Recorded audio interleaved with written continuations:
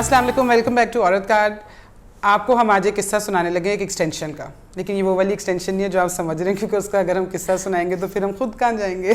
तो ये किस्सा है एक थोड़े छोटे इदारे का, लेकिन खैर वो इदारा भी बड़ा ताकतवर है और वो अपोजिशन के ऊपर उसकी ताकत ख़ास तौर पे ज़ोर ज़ोर से निकलती है। तो वो इदारा है नैब, और उसके जो चेयरमैन है उनकी एक्सटेंशन का जो मसला है वो थोड़ा सा बड़ा हो गया।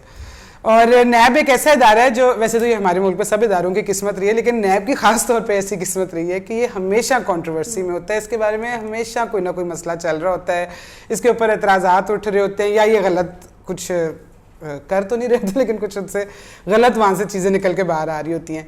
तो आजकल जो सीन चल रहा है वो ये है कि पीटीआई हुकूमत जो है वो नैब के चेयरमैन जो है उनका ख़त्म हो रहा है टेन्योर, और उनको एक्सटेंशन देना चाह रहे हैं, और इसके लिए उनको लीडर ऑफ द अपोजिशन से कंसल्ट करना होता है। ये हमारे कवानीन है, लेकिन पीटीआई ये नहीं करना चाहती।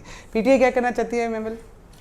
देखिए नताशा, बात यह है कि क्योंकि अब इसी महीने जो है उनका टेन्योर 8 अक्टूबर को उनका ख़त्म हो रहा है, और सुनने में ये एक्चुअली ये सारी चर्चा कोई ज़्यादा इसलिए स्टार्ट हुई कि कामरान खान साहब के शो पे 14 सितंबर को फ़रोग नसीम साहब आए, और उसमें चेयरमैन नैब की टेन्योर ख़त्म होने पे बात हुई, और उसमें एक इस तरह से बात की गई कि शायद एक्सटेंशन मिल सकती है थ्रू एन ऑर्डिनेंस। और उस ऑर्डिनेंस में जो दो बातों के ऊपर उन्होंने कहा कि क्योंकि इस लॉ के अंदर जो कंसल्टेशन वाला प्रोसेस है, इसके अंदर दो एक चीज़ें वो चेंज करना चाह रहे थे। उन्होंने उसका जिक्र भी किया कि एक तो वो जो अनएक्सटेंडेबल है, ये वाली चीज़ भी शायद वो कह रहे थे कि शायद इसके ऊपर उन्होंने इस तरह की बात की, और दूसरा ये कंसल्टेशन, उन्होंने कहा कंसल्टेशन है, कंसेंसस नहीं है कोई इस तरह की। अच्छा, फिर मैंने अपने सोर्सेज से पूछा कि क्या वाकई, क्योंकि एक बड़ी कंट्रोवर्शियल चीज़ है, एक कंट्रोवर्शियल चेयरमैन नैब है, वो खुद भी उनकी शख्सियत भी बड़ी कंट्रोवर्शियल है। कौन था कंट्रोवर्शियल? जी जी जी ऐसा ही कुछ है। और फिर ये है कि उन्होंने कोई ऐसी अचीवमेंट भी नहीं की, और खुद हुकूमत के लोग, शौकत तरीन साहब सुन ले, बाकी मिनिस्ट्री सुन ले, सब लोग उनको क्रिटिसाइज हुकूमत के भी कर रहे हैं। वो अपोजिशन के बयानात को बल्कि तकवीत मिलती है कि जी मिनिस्ट्री का काम नहीं कर पा रही, नैब हमें कुछ करने नहीं देती। तो मैंने कहा कि इन्होंने क्या अचीव किया, मैंने किसी से पूछा, तो फिर मुझे जो इतलात है अभी तक वो ये है कि एक ऑर्डिनेंस आएगा अगले हफ्ते या जब भी उनके टेन्योर ख़त्म होने से पहले। उसके अंदर वो कहते हैं, क्योंकि बेसिक मसला है कि लीडर ऑफ अपोजिशन नैबज़दा हैं, तो इसलिए वो शहबाज शरीफ साहब से प्राइम मिनिस्टर साहब कंसल्ट नहीं करना चाहते। तो क्योंकि लॉ के अंदर है, तो ऑर्डिनेंस के अंदर अगर कोई चीज़ वो चेंज करेंगे, वो शायद ये जो कंसल्टेशन का प्रोसेस है उसको चेंज करें, और उसके अंदर वो ये कर सकते हैं कि एक अगर पार्लियामेंट्री कमेटी जिसके अंदर ट्रेजरी और अपोजिशन दोनों के मेंबर्स हों, उनकी कंसल्टेशन हो, वो अगर जिस भी नाम को फाइनलाइज करते हैं वो फिर जो है तब तक इनकी एक्सटेंशन तब तक होगी, यानी कि जब तक नया नाम नहीं फाइनल हो जाता। ये नहीं कि 4 साल इनको देना चाहते, क्योंकि आप ये देखें कि ये बात हुई है कि इनके एक्सटेंशन पे बिलावल भुट्टो साहब किया है कि वो भी कोर्ट जाएंगे। नून लीग ऑलरेडी कह चुकी थी काफ़ी अरसा पहले कि अगर इनको एक्सटेंशन दी गई तो हम भी कोर्ट में जाएंगे। तो मेरे ख्याल में शायद उनको ये समझ आ गई है कि इनको एक्सटेंशन देना बहुत ज़्यादा कंट्रोवर्शियल बन जाएगा, so we have to change the consultation का प्रोसेस।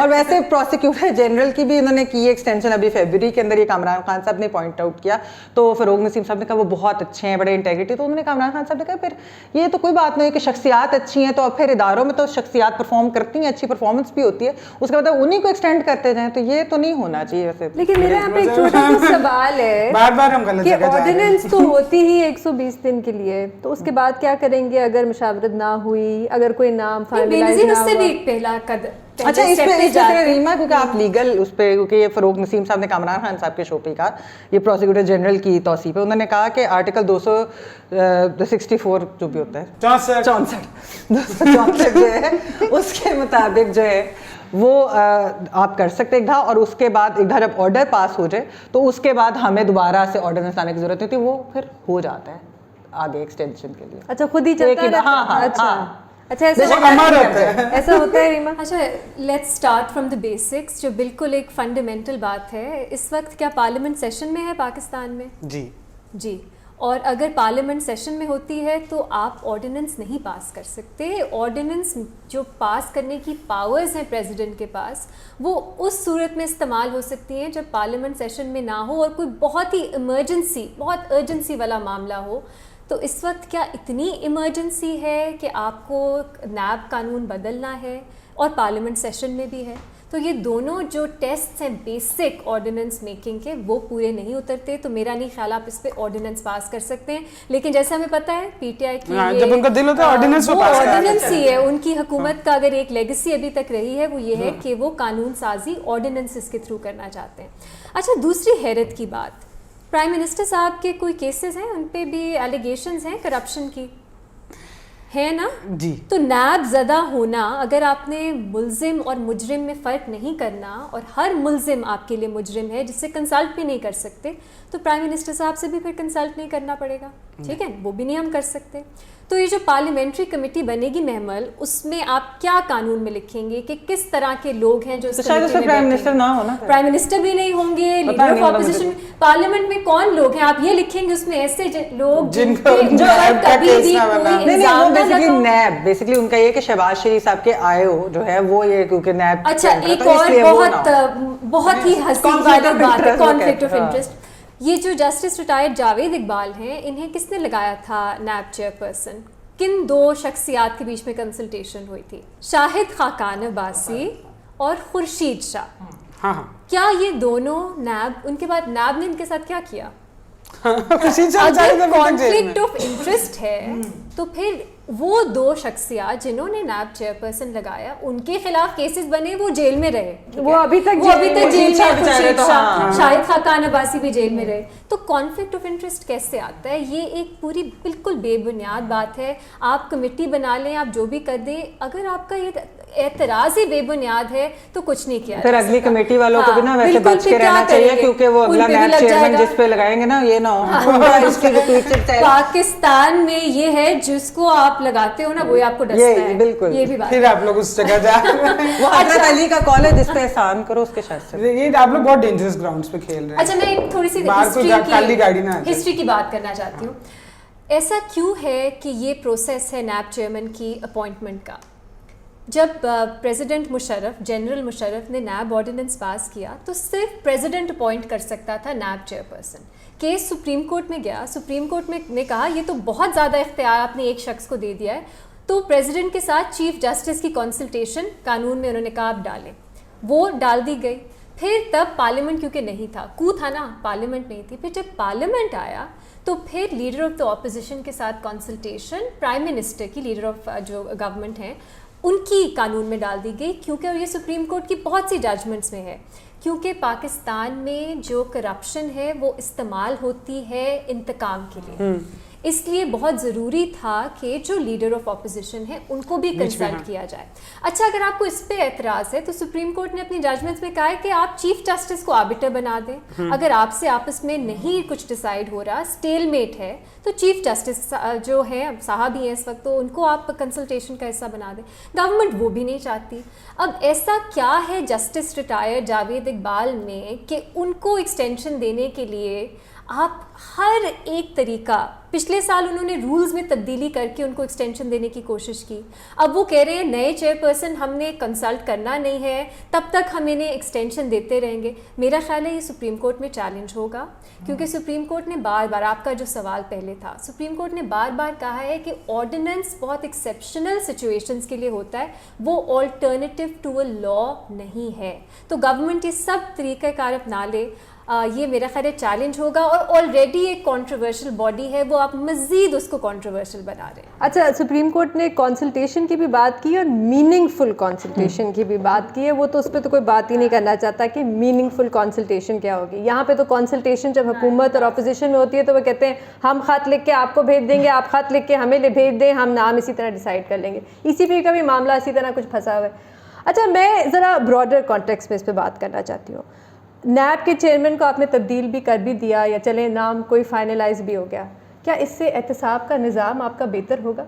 नहीं होगा, इसलिए क्योंकि जो पूरा नैब का अदारा है उसमें तब्दीली लाने की ज़रूरत है, उसमें रिफॉर्म्स लाने की ज़रूरत है। मैंने कुछ 1-2 साल पहले नैब पे एक स्टोरी की थी और मैंने पता करने की कोशिश की कि यहाँ पे इन्वेस्टिगेशन होती कैसी है। मुझे खैर कुछ ख़ास जवाब नहीं मिले, ना एक्सेस मिला, लेकिन जो मुझे बताया गया वो ये था कि नैब के पूरे मुल्क में 3000 अफसरान हैं, पूरे मुल्क में 8 मेरे ख्याल से कोई रीजनल ऑफिसेज हैं, 60 उनके लॉयर्स हैं। अच्छा, कंप्लेंट आती है नैब के पास, अब कोई भी नैब को कंप्लेंट भेज सकता है, आप भी भेज सकती हैं, मैं भी, फ़ोन के थ्रू भेज सकते हैं, उनके दफ्तर पे जा सकते हैं, उनको पोस्टल मेल के थ्रू भेज सकते हैं। उनकी एक कमेटी बैठती है, वो कंप्लेंट देखती है, फिर वो कहते हैं 4 महीने बाद हमारा बोर्ड बैठता है, फिर वो फाइनलाइज करता है कि कौन सा केस आगे जाएगा, फिर वो कहते हैं कि फिर हम बनाते हैं 2 महीने बाद एक रेफरेंस और फिर अदालत जाते हैं। बड़ा अच्छा एक आपको प्रोसेस नज़र आ रहा है। मसला ये है और सवाल ये है, ये कौन है अफसरान जो बैठ के ये फ़ैसला करते हैं कि ये केसेस आगे जाएंगे या ये केसेस नहीं जाएंगे? ये इन अफसरान का बैकग्राउंड क्या है, इनकी क्वालिफ़िकेशन क्या है? सवाल ये भी बनते हैं इनकी इनकम कितनी है, इनके असासे कितने हैं, पाकिस्तान में कितने हैं, बैरून मुल्क में कितने हैं, और ये सारी चीज़ें वेबसाइट पे नैब की होनी चाहिए ताकि आप मैं कोई भी जाके चेक कर सके। नेशनल क्राइम एजेंसी की, क्योंकि आजकल ब्रिटानिया के उनकी बहुत बात हो रही, उनकी वेबसाइट पे लिखा हुआ है ये हमारे इन्वेस्टिगेटिंग ऑफिसर्स हैं, ये उनका बैकग्राउंड है। बेनज़ीर, तुम ब्रिटानिया को बेहतर नहीं जानती, वज़ीर आज़म से क्या तुम कोशिश यहाँ पे करने की कोशिश कर रही हो? अच्छा एक वाकया बताऊं क्योंकि यहाँ पे बात होती है ना अक्रॉस द बोर्ड अकाउंटेबिलिटी। जब मैं ये स्टोरी कर रही थी ना, तो मैं नैब के दफ्तर गई लाहौर वाले, तो वहाँ पे जब मैं वेटिंग रूम में बैठी हुई थी ना, तो मेरे सामने एक लॉयर बैठे हुए थे, उनके पास थद्दा था कुछ कागज़ का। तो मैंने कहा आप क्यों आए? मैं तो इंटरव्यू करने आई हूँ, तो आप क्यों आए? तो उन्होंने कहा मैं 1 महीने से आ रहा हूँ, मेरे पास कुछ ऐसा एक सेंसिटिव केस है, गुजरांवाला में कुछ रियल एस्टेट का मसला था, मैं बात नहीं करना चाहती, बट वो इस तरह का उनके पास कहते हैं मेरे पास एक केस था और 1 महीने से मैं आ रहा हूँ और मुझसे कोई मिल नहीं रहा, बल्कि उन्होंने मुझे ये कहा कि मुझे ये तक कहा गया कि जहां आप चाहते हैं कि हम जाएं, हम नहीं जा सकते।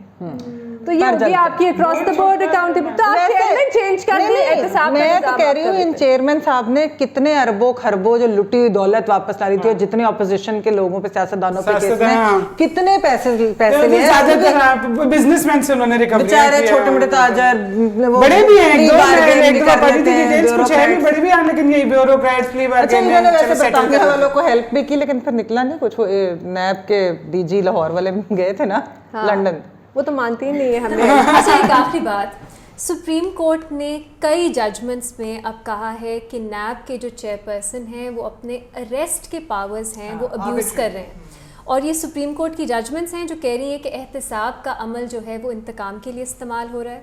Human rights watch, European commission, उनकी जो GSP+ रिपोर्ट है उसमें नैब का जिक्र है, आपकी अपनी human rights commission of Pakistan, कोई ऐसा इदारा नहीं बचा जिसने ये ना लिखा हो। तो बल्कि पॉलिटिकल इंजीनियरिंग का भी कहा है। बिल्कुल, उन्होंने कहा है किस तरह करप्शन के केसेस इस्तेमाल होते हैं, हिस्टोरिकली होते आए हैं पाकिस्तान में। तो हर जगह से तनकीद है। शायद आप पिछले साल की PTI की अपनी जो परफॉर्मेंस रिपोर्ट है उसमें ही शायद नैब की कोई तारीफ हो, और नैब जो खुद अपनी तारीफ करती रहती है, इसके अलावा तो मेरा नहीं ख्याल किसी ने। और रीमा, नैब की जो एहतसाब का अदारा है उसकी अपनी अकाउंटेबिलिटी कौन कर रहा है? मेरे ख्याल से एक दफ़ा सेनेट की कमेटी ने बुलाया था शायद नैब के चेयरमैन को, मुझे नहीं पता वो आए या नहीं आए, मेरे पास तो खैर इसकी मालूमात नहीं है, लेकिन उसकी भी तो अकाउंटेबिलिटी होनी चाहिए ना, जो हमारी अकाउंटेबिलिटी कर रहे हैं। जैसे ये देखे कि जब से वो एक कहते हैं ना वीडियो आई थी तो कुछ केसेस पे हथौला हो गया था। अच्छा खैर हुकूमत ने इस वक्त 2 इदारों के साथ, एक के साथ सींग लड़ाई में वो ECP है, और एक इदारा जो है नैब, उसकी खातिर अपोजिशन से सींग लड़ाई में। तो वैसे ये नहीं लग रहा कि जो हमारे चेयरमैन साहब हैं उनकी एक्सटेंशन जो है वो सर से पाँव तक मुश्किल में फंस गई है, ये नहीं लगता कि वो बाहर निकल पाएंगे इससे। लेकिन हमारी PTI हुकूमत हमें हमेशा से गलत प्रूव करती है ये हर चीज़ में, और हो सकता है कि अभी भी गलत प्रूव कर दें। तो हमें कमेंट से बताइएगा आपका क्या ख्याल है कि रिटायर्ड जस्टिस जावेद इकबाल को एक्सटेंशन मिलेगी कि नहीं, और अगर मिलेगी तो आपके ख्याल में किस तरह मिलेगी। अगर आपको हमारी वीडियो पसंद आई तो प्लीज़ लाइक कीजिएगा, चैनल औरतकार को सब्सक्राइब कीजिएगा, और बेल आइकॉन हिट कर दीजिएगा, आपको नोटिफिकेशन मिल जाएगी जैसे ही कोई नई वीडियो अपलोड होगी। Thank you for watching औरतकार।